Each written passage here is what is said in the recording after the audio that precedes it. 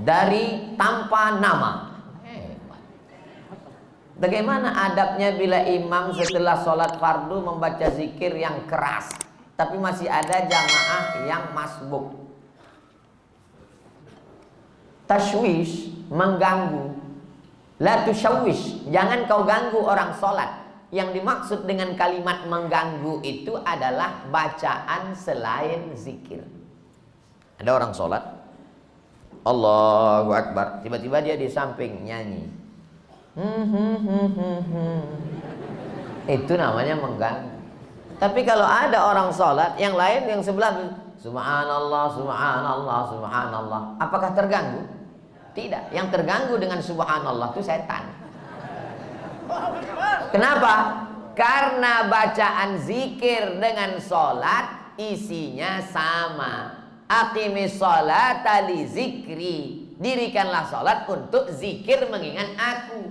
Orang yang berzikir sama circle-nya, sama signalnya. Orang yang berzikir mengingat Allah, orang yang sholat mengingat Allah. Orang yang sama-sama mengingat Allah, tidak saling mengganggu dan tidak saling terganggu.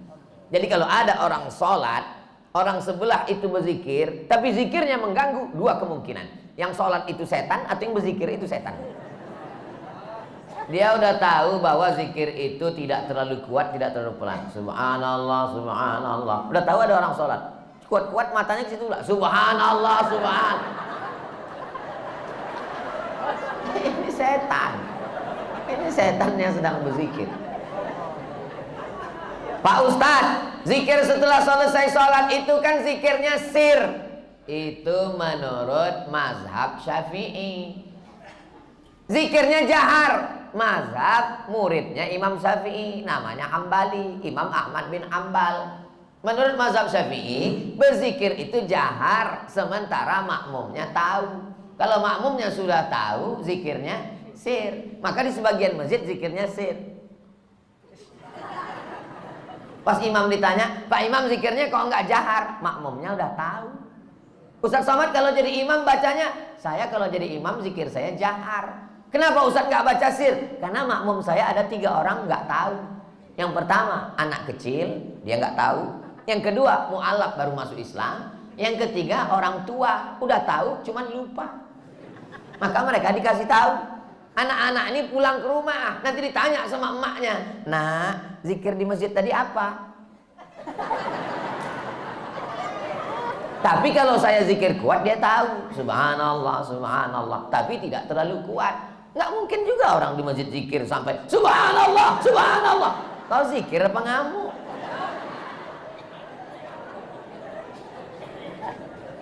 Jadi yang paling bagus adalah khairul umuri awsatuha, sebaik-baik perkara pertengahan. La tajhar bi sholatika, jangan suaramu terlalu melambung. Wala tukhafit biha, jangan pula terlalu tersembunyi. Wabtaghi baina dzalika sabila, carilah jalan tengah. Subhanallah, subhanallah, subhanallah. Ustaz Somad ngomong katanya bersuara jangan terlalu melambung tinggi. Ustaz sendiri kalau ngomong tinggi, saya biasa aja, sound systemnya bagus. Ini masjid bagus. Saya dikasih nasihat sama ketua DMI, Dewan Masjid Indonesia. Tolong Ustaz Somad kalau ceramah itu di mana-mana kasih tahu supaya perbaiki sound system. Karena 80% fungsi masjid ada sound system. Suara imam dengan sound system, suara khatib dengan sound system, suara ustadz ceramah. Kadang kita mau pengajian suaranya nggak jelas. Ada jenis mikrofon itu ustadz itu suaranya seperti kumur-kumurnya.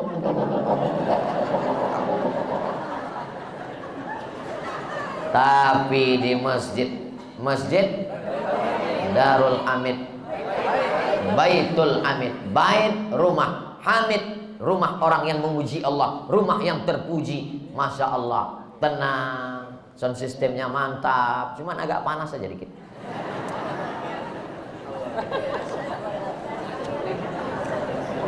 Negeri Bima memang luas. Pergi memancing ke Pulau Buru. Mengapa terasa panas? Karena Ustadz pakai baju baru. Assalamualaikum. Waalaikumsalam warahmatullahi wabarakatuh. Salam kenal Pak Ustadz. Salam kenal juga. Saya dari Saudi Arah Bima. Ada orang sholat 60 tahun, tidak ada satupun sholatnya yang diterima, karena mereka tidak meluruskan ruku dan sujud. Ruku dan sujud yang bagaimana yang benar itu Pak Ustadz Somad? Irji ila salatika fa innaka lam tusalli. Ulangi salatmu karena salatmu tidak sah. Sahabat itu pun mengulangi salatnya. Irji ila salatika fa innaka lam tusalli. Ulangi salatmu karena salatmu tidak sah. Sahabat itu pun mengulangi salatnya. Irji ila salatika fa innaka lam tusalli. Ulangi salatmu karena salatmu tidak sah. Dia pun mengulangi salatnya. 3 kali dia ulang. Akhirnya setelah dia ulang 3 kali, gimana yang benar itu ya Rasulullah? Kata Nabi, hatta tatma'inna raki'an. Kalau kau rukuknya tumakninah. Makna tumakninah 2. Yang pertama, ada tempo tenggat waktunya. Seminim-minimnya rukuk, 1 kali tasbih. Subhana rabbiyal azimi wa bihamdih. Walaupun 1, tapi dibaca itu ada tumakninahnya. Subhana rabbiyal azimi wa bihamdih. Kenapa orang sholat nggak ada tumakninahnya? Seperti pohon bambu di tepi sungai ditiup angin, karena nggak dibaca di mulut. Allahu Akbar, Allahu Akbar, Allahu Akbar, Allahu Akbar, Allahu Akbar. Pas ditanya, kenapa kau sholat cepat betul? Maaf, nama saya Valentino Rossi, pembalap, pemuda berbadan gelap. Yang kedua, kenapa tidak ada tumakninah? Tidak benar rukuknya. Kalau diletakkan bejana di atas, tidak tumpah airnya. Diagak-agak demikian. Jangan terlalu tunduk ke bawah seperti kambing lapar dapat rumput. Jangan mendongak ke atas seperti kuda jantan melihat kuda betina, apalagi kuda liar. Maka dia harus diagak-agak, dikira-kira. Jadi makna tumakninah 2, gerakannya dan waktunya. Allahu Akbar. Subhana rabbiyal azimi wa bihamdi. Subhana rabbiyal azim. Tidak terlalu menunduk ke bawah, tidak terlalu mendongak. Jangan rukuknya mendongak. Lalu kemudian sujud. Hatta tatma'inna sajidan. Kalau engkau sujud, sujudnya juga tumaknina.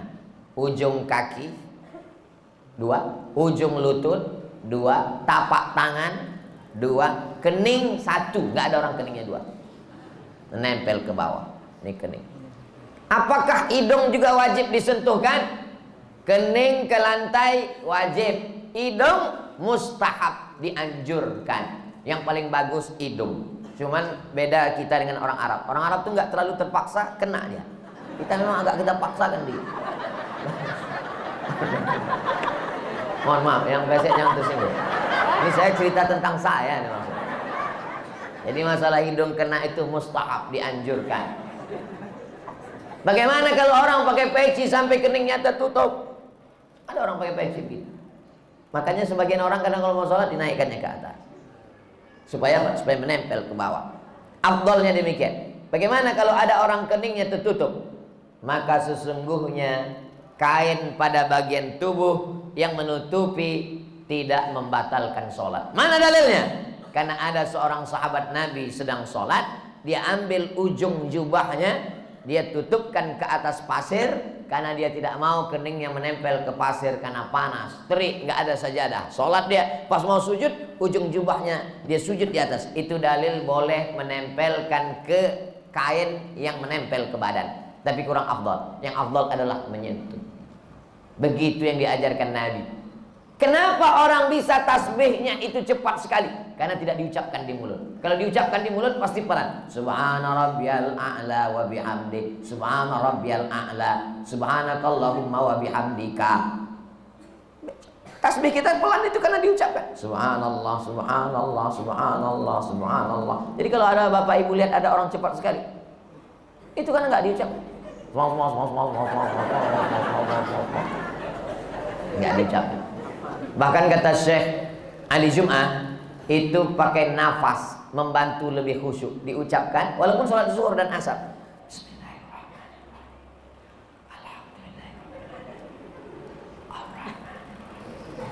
Pakai nafas dan diucapkan. Apakah Nabi itu kalau sholat mulutnya bergerak? Ditanya kepada sahabat Nabi namanya Khabbab ibnul Al. Ya Khabbab, ya. Nabi itu kalau sholat mulutnya bergerak. Ya. Dari mana kamu tahu?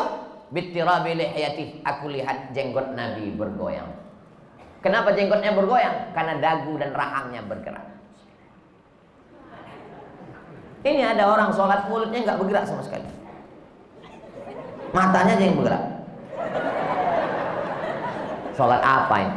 Ini pertanyaan sederhana, tapi mengkoreksi lagi sholat kita. Yang tidak benar sholatnya karena tidak membaca. Dibaca, qiraah itu artinya membaca. Sedangkan orang yang baca mulutnya nggak bergerak itu namanya mutalaah. Itu beda dalam bahasa Arab. Kalau bergerak membaca, makanya qiraatul Fatihah membaca. Bismillahirrahmanirrahim. At-tahiyatul mubarakatus shalawatut thayyibat. Assalamu alayka ayuhan nabiyyu wa rahmatullahi wa barakatuh. Wassalamu alayna wa ala ibadillahi sholihin. Asyhadu an la ilaha illallah wa asyhadu anna Muhammadar Rasulullah. Allahumma shalli ala sayyidina Muhammad wa ala ali sayyidina Muhammad. Sampai fil alamin innaka Hamidum Majid. Allahumma ighfir li ma qaddamtu wa ma akhartu wa ma asraftu wa ma a'lantu wa ma asraftu wa ma anta a'lamu bihi minni antal muqaddim wa antal muakhir. La ilaha illa anta subhanaka inni kuntu minadh dhalimin. Allahumma inni a'udzubika min 'adzabi jahannam wa min 'adzabil qabri wa min fitnatil mahya wal mamat wa min syarri fitnatil masiihid dajjal. Allahumma a'inni 'ala dzikrika wa syukrika wa husni ibadati. Assalamualaikum warahmatullahi. Assalamualaikum warahmatullahi. Tumanina. Kalau tidak ada tumanina, kata Nabi, ulangi sholatmu karena sholatmu tidak sah. Mari kita jaga sholat kita lagi insyaallah. Jangan menjadi pencuri sholat. Bagaimana pencuri sholat? Karena tidak lengkap rukunnya, syarat-syaratnya menurut pandangan ulama fikih. Ada orang sekarang ketika ditanya, kamu sholatnya kok cepat sekali nggak lengkap? Yang penting hati kita. Ini orang tidak belajar fikih, nggak ngaji. Dan orang seperti ini tidak ada di Bima. Dulu pernah ada tapi sudah meninggal. Assalamualaikum Ustaz. Waalaikumsalam. Berkaitan dengan kirim Al-Fatihah, apakah Nabi ngirim Al-Fatihah untuk istrinya Siti Khadijah? Apakah Nabi ngirim Al-Fatihah untuk Ja'far saudara kembarnya? Apakah Nabi para sahabat kirim Al-Fatihah? Supaya kami paham Pak Ustadz. Jadi ini yang nanya ini, dia mau beramal kalau dilakukan Nabi. Kalau nggak dilakukan Nabi, nggak mau. Nggak apa-apa, bagus. Ada seorang sahabat Nabi, bukan sahabat Abdul Somad. Dia sebelum tidur malam bertasbih alfa uqdah 2000 simpul. Diambilnya simpul tali 2000. Simpul tali 2000. Habis itu zikir subhanallah subhanallah subhanallah 2000 simpul. Sekarang saya tanya, bolehkah bertasbih 2000 kali sebelum tidur malam? Boleh apa enggak boleh? Sekarang balik pertanyaan ini. Pernahkah Nabi melakukannya? Enggak pernah. Kalau enggak pernah dilakukan Nabi, apakah boleh dilakukan? Tadi katanya yang boleh, sekarang enggak boleh. Ternyata kalau ngomong sama orang belum sarapan susah ya.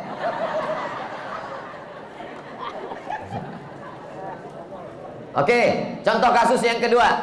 Ada seorang imam mazhab. Tadi yang bertasbih 2000 kali sebelum tidur itu sahabat Nabi namanya Abu Hurairah. Sahabat Nabi. Di mana bisa dibaca biografinya? Dalam kitab Syiar A'lam An-Nubala. Siapa yang nulis? Imam Az-Zahabi, Imam Ahlus Sunnah wal Jamaah. Contoh yang kedua, da'autu lisyafi'i fi salati arba'ina sanah. Saya mendoakan guru saya Imam Syafi'i fi salati, dalam salat saya arba'ina sanah, 40 tahun. Rabbi firli wali walidayya wali Muhammad bin Idris Asy-Syafi'i. Bolehkah mendoakan Imam Syafi'i 40 tahun? Boleh. Sekarang pakai logika ini. Pernahkah dilakukan Nabi? Nggak pernah. Kalau nggak pernah dilakukan Nabi berarti nggak boleh. Ini pertanyaan tingkat tinggi. Apakah mesti disyaratkan, mesti dilakukan Nabi dan sahabat? Puasa Nabi Daud, pernahkah Nabi melaksanakan puasa Nabi Daud secara berterusan? Yasumu yauman wa yuftiru yauman? Nggak pernah. Tapi Nabi memujinya. Apa kata Nabi? Ahabbu saum ilallah saumi Daud. Puasa yang paling bagus adalah puasa Nabi Daud. Nabi tak pernah melakukannya.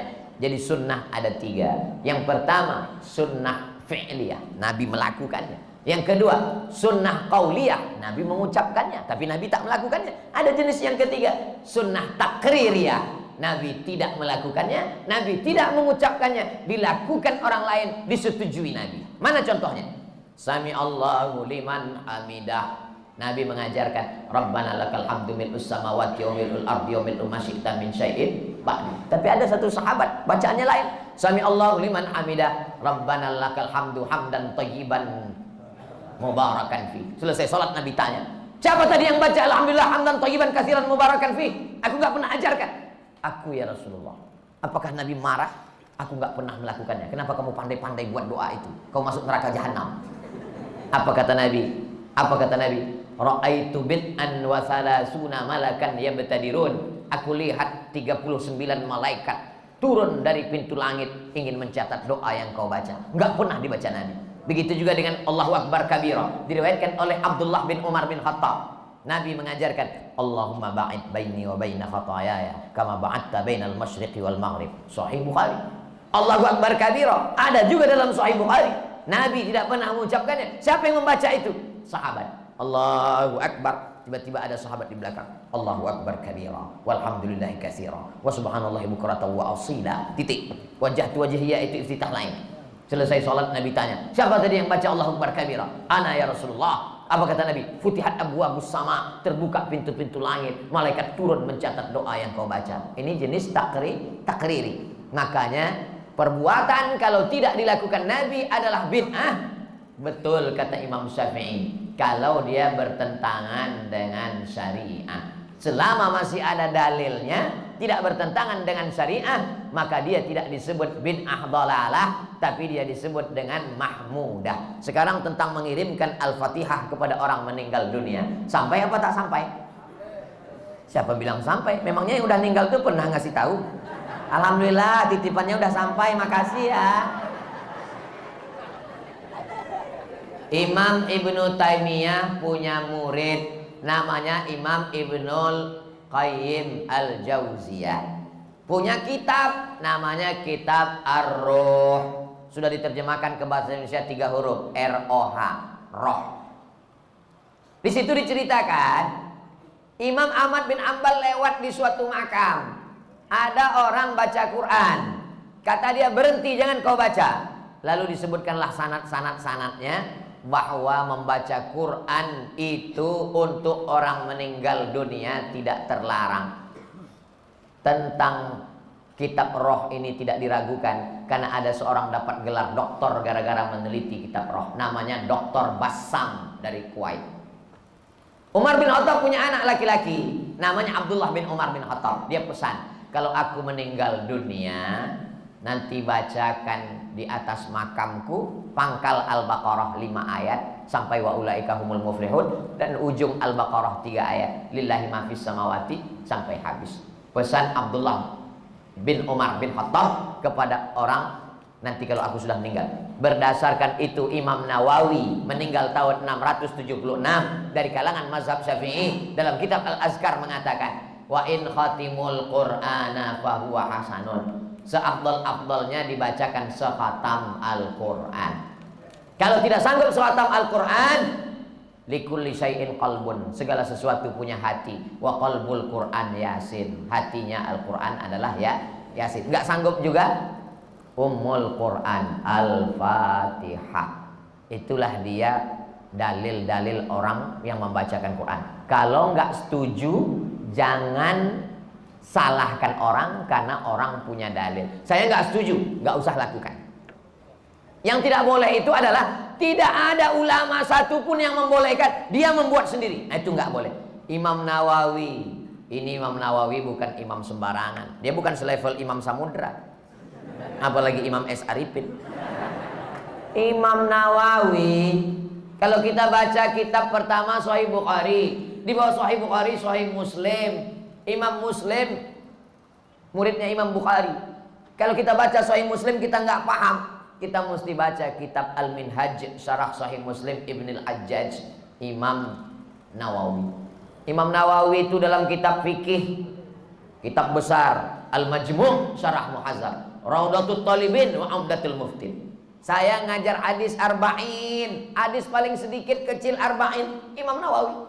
Hatam arba'in naik kitab Riyadhus Shalihin, Imam Nawawi. Hatam Riyadhus Shalihin naik lagi kitab Al-Azkar, Imam Nawawi. Membaca kitab Mustalah Hadis yang disyarah oleh Imam Suyuti, Tadribur Rawi, Syarah Takrib, Nawawi. Imam besar. Apa kata Imam Nawawi? Mengomentari hadis tentang pelepah korma. Nabi membelah pelepah korma, ditusukkannya ke makam. Apa kata Nabi? Kalau tasbih pelepah korma saja sampai, apalagi bacaan Quran orang beriman. Nah, jadi pertanyaan ini memang simple, tapi ini ingin menggali dan menguji isi kepala Abdul Somad. Enggak apa-apa. Kalau nggak setuju, nggak usah lakukan. Tapi jangan salahkan, karena nanti takutnya di akhirat ketemu dengan Imam Nawawi malu. Banyak yang meremehkan merapatkan shaf. Mohon pencerahannya Pak Ustadz. Man qata'a shaffan qata'ahullah. Siapa yang memutuskan shaf, maka Allah memutuskan hubungan dengan dia. 2. Sawwus sufuf, luruskan shaf. Fa inna taswiyatas sufuf min tamamis shalah. Sempurnanya salat karena sempurnanya shaf. 3. Fa inna taswiyatas sufuf min iqamati shalah. Sempurnanya shaf, tegaknya salat. Berarti kalau shaf tidak lurus, tidak tegak salat. Yang keempat, la takhtalifu fakhtalafat qulubukum. Jangan sampai shaf kamu bengkok karena hati kamu menjadi bengkok. Yang kelima, kalau ada celah, saddul furaj, tutup celah. Saddul halal, tutup celah. Celah kaki, tutup. Kaki rapat dengan kaki, bahu rapat dengan bahu. Bahu rapat dengan bahu nggak masalah. Bahu saya dengan bahu bapak karena ada lapis, apalagi baju baru ini nggak terlalu terasa. Yang agak masalah dikit kalau kaki rapat dengan kaki, karena nggak semua orang nyaman. Saya kalau ada orang merapatkan kakinya dengan kaki saya nggak apa-apa, karena saya orangnya nggak terlalu sensitif. Tapi ada orang yang kulitnya tipis. Dia kalau kakinya kena, dia seperti kena kecoa. Jadi kalau teman di sebelah kita itu kita rapatkan kaki, dia geser, jangan rapatkan lagi. Karena kalau kita geser nanti dia geser lagi, dia geser lagi. Imam udah mau walad dolin, kita masih ngurus kaki. Khawatirnya dia baru tobat kemarin. Begitu kita geser 2 kali, ya dipijaknya langsung. Nah, akhirnya orang kelahi dalam masjid. Jadi pandai-pandai merasakan perasaan orang lain. Nah, ini nampaknya sepele, tapi bisa jadi masalah. Kalau kita sesama orang di masjid kelahi, yang ketawa orang yang nggak sholat. Untung aku nggak sholat. Jadi shaf ini, makanya imam nggak boleh angkat takbiratul ihram sebelum dia katakan sawus sufuf fa inna taswiyatas sufuf min tamamis shalah. Dia tidak hanya sekedar melihat ke depan, tapi dia tengok ke belakang. Dia tengok lurus, dia lihat lurus, dia tengok kaki, sandul halal, tutup celah, baru takbiratul ihram. Tapi nggak perlu juga imam sampai ke belakang meriksa satu-satu. Ada dulu sahabat saya, ketua Majelis Ulama Indonesia, dia sholat. Ketika itu ada mahasiswa Afrika jadi imam di asrama. Mahasiswa Afrika ini orangnya masalah shaf ini dia belakang. Ada satu yang nggak sabar, maju deh ke depan. Allahu Akbar. Nah, ini namanya imam kena kudeta nggak berdarah. Apakah makmum itu sudah tahu bacaan tentang luruskan shaf? Tahu? Bacaan tentang sawus sufuf itu hampir semua orang Indonesia kan tahu kan? Luruskan shaf, tahu semua. Kenapa diulang imam setiap mau sholat? Menunjukkan manusia ini lupa dan lalai. Belum pernah pengalaman saya sholat di masjid, tiba-tiba imamnya ngomong, jamaah saya nggak perlu menyuruh meluruskan shaf, kalian udah tahu semua kan? Menunjukkan manusia ini selalu lalai tentang shaf. Maka luruskan. Qadamun biqadamin, mangkibun bimangkibin, mangkibun bimangkibin, bahu dengan bahu, kaki dengan kaki, lurus. Allah. Sekarang enak, ada sajadah. Zaman Nabi mana ada sajadah? Bagaimana cara meluruskannya? Bahu dengan bahu, kaki dengan kaki. Innallaha yuhibbul ladzina yuqatiluna fi sabilihi shaffa. Allah suka melihat kita lurus shaf, ka'annahu bunyanun marsus, seperti bangunan yang kokoh. Karena kalau rapat, setan tidak bisa masuk. Itu filosofi lurusnya shaf. Mohon doakan remaja masjid Baitul Hamid agar istiqomah Pak Ustadz. Semuanya, bukan yang remaja, yang tua pun bisa juga nggak istiqomah. Ini kadang anak-anak muda ini husnuzonnya keterlaluan. Disangkanya kalau udah tua istiqomah. Ya, Oke. Mohon doa Ustadz, semoga usaha warung magnet rezeki berkah saya diluaskan dan dilancarkan. Inilah orang yang paling pandai mengambil kesempatan. Mumpung orang ramai, doanya dapat, iklannya dapat. Mantap, nanti videonya dipotong, diupload ke Instagram. Rezekinya tapi untuk bukan pribadi, membantu umat dan membantu pembangunan masjid kampung saya. Allahu Akbar. Mudah-mudahan adik-adik anak muda punya channel YouTube. Hasilnya untuk buat bangun masjid, pondok pesantren, tahfiz Quran. Amin. Terima kasih. Barakallahu fiik Ustadz. Salam alumni 212. Ada lengkap semua. Masya Allah, tabarakallah. Tapi dia nggak ada nanya, cuma itu aja. Itulah kajian kita pada subuh yang penuh dengan barokah ini. Mudah-mudahan kita diberikan ketenangan batin, anak cucu kita istiqomah iman dan Islam, diberikan Allah rezeki yang melimpah ruah supaya kita bisa bangun masjid. Al-hazin niat untuk niat yang baik-baik ini. Al-Fatihah.